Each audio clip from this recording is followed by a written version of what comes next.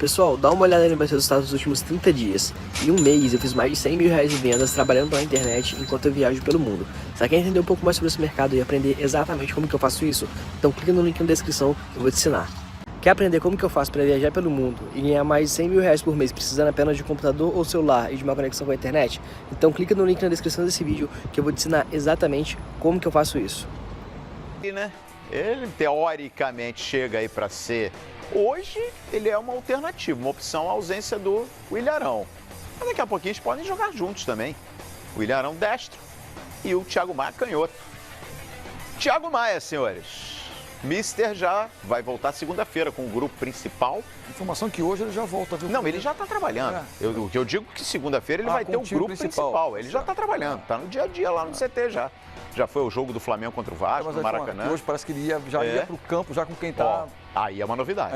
Acho que a informação preliminar de hoje pela manhã é que ele já ia para o campo hoje com essa turma que está aí já na atividade, como a gente viu ali. Né? Porque o Maurício Souza está preparando o time para o jogo de amanhã com Volta Redonda, 6 da tarde no Maracanã. Não, a informação é que ele ia só para a turma. Tem essa galera que está fora do esquema de Taça Guanabara. E o Thiago Maia, hein? Várias opções, hein? Disse que só não jogou de goleiro. Tem uma frase célebre, o Paulo Lima vai saber identificar. Tudo vale a pena quando a alma não é pequena.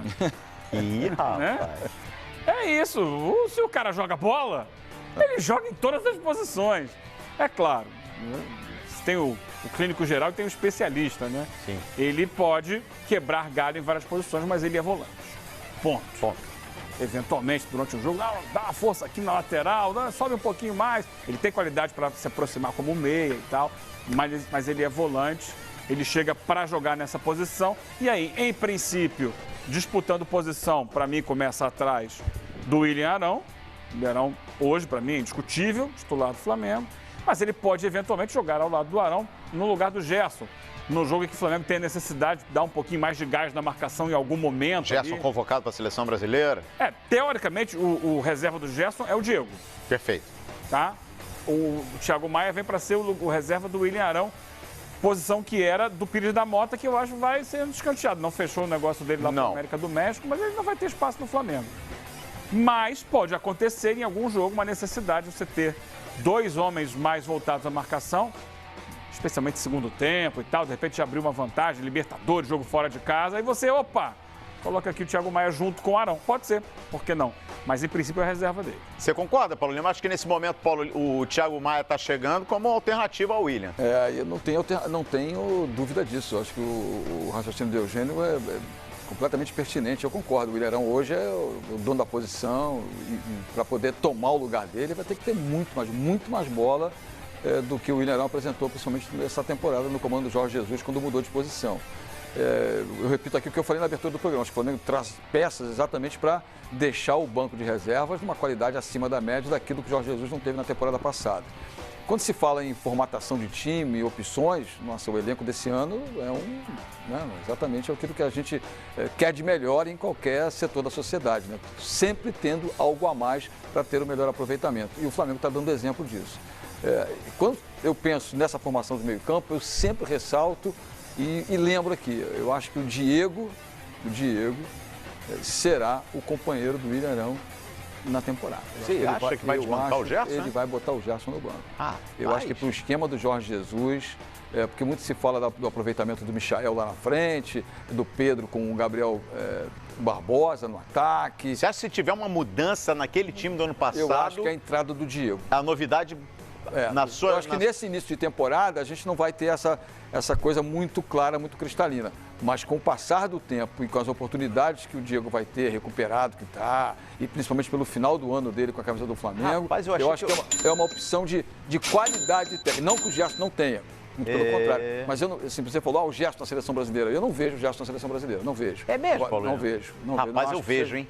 Não enxergo essa bola toda para ser jogador da seleção. Eu acho que o Gerson, ele no fim do ano passado, e natural que isso fosse acontecer, porque ele vinha de uma sequência sem férias, né, do futebol italiano para jogar no Flamengo, ele sentiu. E até informações que na decisão da Libertadores ele já jogou com dor E não estava 100% também contra o Liverpool. Mas quando ele chegou inteiro, e eu lembro daquele primeiro jogo do Flamengo contra o Grêmio em Porto Alegre, foi o jogo do Gerson, eu acho que ele foi o diferencial, ele foi a cereja do bolo naquele time do Jorge Jesus. Tô contigo. Tô contigo. Em algum momento ele baixou o rendimento físico. É natural físico. que fosse acontecer também. Baixou, né? porque ele teve um período ali, vamos colocar entre outubro, final de setembro, outubro, início de novembro, que ele talvez tenha sido o melhor jogador do time. Eu acho. Talvez naquele período ali, porque ele voltava, dava combate, carrinho na lateral. Eu lembro do jogo com o Santos, ele dando carrinho na lateral para pegar a bola do Soteldo. Não, e com a bola ele chegava com os homens de frente. Com a bola fazia gol, chutava, virava um armador. Depois ele foi diminuindo, tanto que... E aí entra o que o Paulo Lima falou. Na reta final, o Diego, quando entrava no lugar dele, o time melhorava de produção. Porque ele não estava conseguindo mais render. E o Diego fresquinho, voltando de lesão... E com muita qualidade, é verdade. Claro, excelente jogador. Ele fez a diferença quando entrou. Sim, eu acho que em algum momento, até na reta final ali da temporada, eu mesmo questionei pro Mundial.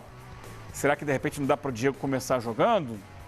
Porque ele... Inverter, né? Ele vinha mostrando um rendimento muito positivo quando entrava e o Gerson tinha caído. Mas imagino que o Gerson, descansado, férias, pré-temporada, ele comece o campeonato e possa recobrar aquele futebol que a gente viu em algum momento. Eu falo em seleção brasileira, é evidente que a fase dele no Flamengo de 3 meses, 4 meses, ela foi de excelência. Mas se você pegar a fase dos meninos do Grêmio e do Atlético Mineiro que jogam nessa posição... Do Atlético Paranaense. Do Atlético Paranaense, desculpa. Bruno Guimarães. Quem tem mais bola? Porque naquela última convocação... O menino que está na seleção olímpica... Os dois, né? Matheus Henrique e Bruno Guimarães. Essa dupla, Matheus Henrique e Bruno Guimarães... Mas por exemplo, assim, a minha maneira de ver... Eu acho que ele tem talento, é um cara que cresceu muito no time do Flamengo ajustado, tudo certinho, tarará. Mas, o Gerson é jogador de seleção brasileira... Porque naquela última convocação de 2019, a última data FIFA foi em novembro a convocação, né? Que o Tite acabou não levando jogadores do Brasil. O Tite deixou bem claro que se ele pudesse convocar atletas do Brasil... Naquele momento era o Gerson ia chamar, ele ia ser convocado. Lógico. E aí, a minha expectativa com o Gerson, a gente está vendo a imagem do Thiago Maia, mas o Gerson... A minha expectativa do Gerson é porque dessa vez ele vai fazer uma pré-temporada no Flamengo. Sim. Ou seja, fisicamente, ele vai evoluir no mesmo estágio dos companheiros. Mas eu não estou falando de fisicamente, estou falando de bola mesmo, entendeu? De qualidade técnica, eu acho. Uma discussão legal, Paulo Lima. Eu acho que esse tema é legal. Então, negócio, aquela brincadeira que eu faço sempre, cada um tem uma maneira, tem um ponto de vista que eu sempre brinco. Vamos lá, no paro ímpar, quem que você escolhe?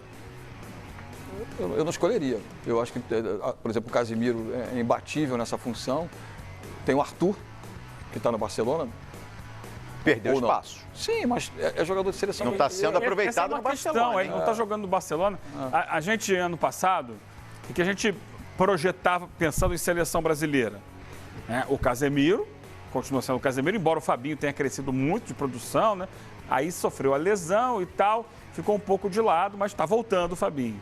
Mas o Casemiro é o primeiro homem de meio campo, vive um grande momento.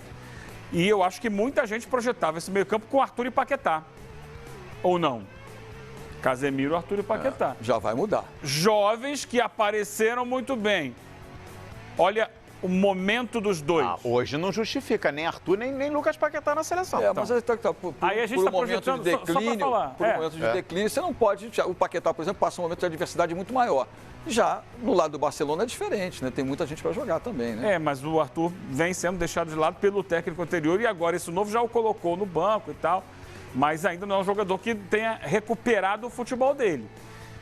Aí a gente olha, vamos botar aqui o Bruno Guimarães e o Matheus Henrique. Eu acho cedo pela mesma situação, porque os outros a gente achava que iam chegar, iam resolver e eles caem de produção. A gente está projetando esse momento que é bom, mas há uma diferença entre seleção sub-23 e seleção principal. Eles estão fazendo lá o pré-olímpico na seleção sub-23, estão jogando bem, se destacando. Só que quando vai para a seleção adulta, o buraco é um pouco mais embaixo. O Thiago Maia, que nós estamos vendo aí, contratado pelo Flamengo, foi campeão olímpico na seleção sub-23, em 2016. E não conseguiu chegar à seleção principal. Vamos mudar essa pergunta aí. A gente está falando de Gerson e Diego aqui. Pode tirar essa pergunta aí. Tira essa pergunta aí que vamos lançar outra. Paulinho levantou a discussão aqui, hein? Diego, pode ser uma novidade? Tem bola para isso. Tem qualidade, tem moral. Ele é uma das lideranças desse grupo do Flamengo. Tem mais bola do que o Gerson. Joga mais do que o Gerson. Diego, pode ganhar vaga no time titular? Ele pode ser titular na vaga do Gerson? Ou não? Gerson é titular absoluto nesse time do Flamengo? Vamos colocar essa pergunta aí, porque essa resenha rende, hein? Essa resenha rende. É uma boa discussão, hein? Boa discussão. São dois jogadores importantíssimos nesse elenco do Flamengo. Daqui a pouquinho, vamos abrir aí uma discussão com a galera participando aqui na hashtag Bom Dia Fox Sexta, porque agora a gente vai abrir espaço para o Marcos Braz, que como sempre ele participou, né, da apresentação do reforço. Ele estava ontem ao lado do Thiago Maia, falou de diversos assuntos. Entre esses assuntos, inclusive, Gabigol. Será que vem mais reforços por aí? Fala aí, Marcos Braz. Hoje, o Gabriel é atleta da Inter. É a Inter que vai estabelecer, pelo menos a priori, o que o atleta tem que fazer. E até lá, lógico, eles vêm trabalhando para que se possa resolver isso antes de segunda-feira. Então, o Flamengo continua muito tranquilo nessa situação, ciente de que está se fazendo ao máximo. Tanto a Inter quanto ao staff do jogador também vem se esforçando para fazer esse ajuste final. A gente ainda tem que esperar mais um pouquinho. São dois atletas que são do Flamengo, são do elenco do Flamengo. O Flamengo em nenhum momento se colocou no mercado ou ofereceu no mercado qualquer tipo de jogador. Mas é uma obrigação nossa, obrigação do Bruno e minha, de sempre ouvir qualquer tipo de proposta e levar para as pessoas que a gente tem que levar. Em relação ao Pires, parece que deu um pouquinho sim, vou confirmar essa informação, adiantou um pouquinho mais, mas não tem nada certo. O Pires é um atleta querido aqui no Flamengo, é um atleta campeão como os outros e é um atleta do elenco do Flamengo. O Mariano não tem nada, por enquanto. Esse por enquanto é porque amanhã pode ter e você ficar chateado comigo. Entendeu? Então, o por enquanto é mais na defensiva do que qualquer outra coisa. Não tem nada, não tem absolutamente nada. Essas finais aí nos preocupam, não em relação muito mais em relação a como o elenco do Flamengo estará nesses dias. A gente com calma vai fazer uma análise do que será o melhor, qual será o melhor caminho a ser traçado até lá. Já estamos fazendo isso. Existem algumas possibilidades em relação a campeonato estadual ou algumas outras situações, mas a gente com calma, ainda não tem nada definido, a gente vai externar na hora própria. Parece que ele está tendo alguns problemas lá, eu não quero entrar muito nesse detalhe, mas em nenhum momento a gente pensou ou teve a possibilidade de fazer essa contratação. Não procede, não tem nada. A gente torce para que ele possa reviver os bons tempos deles aqui, que foi o que levou ele a ser contratado. A gente torce pelo atleta, mas não tem nada em função, não tem nada em relação a isso. É difícil, né? No caso do Flamengo, para qualquer outro clube no Brasil, a gente poderia falar, não, mas até pelos valores é muito difícil. Mas se tratando de Flamengo, eu não descarto mais nada. Qualquer nome que pinta, ele fala assim, ó, não tem nada. Por enquanto. Mas você sabe o que mais me chamou a Ali atenção? na frente pode acontecer. Paulo Lima e Eugênio Leal, na resposta do Mariano, o que mais me chamou a atenção não foi o por enquanto. Foi o seguinte, ele disse o seguinte, o repórter pergunta, Mariano, interessa? Não, o que eu penso é outra coisa. Você percebeu que o Marcos Braz falou isso? Uhum. O que eu penso é outra coisa. Eles estão atrás de um lateral na Europa, né?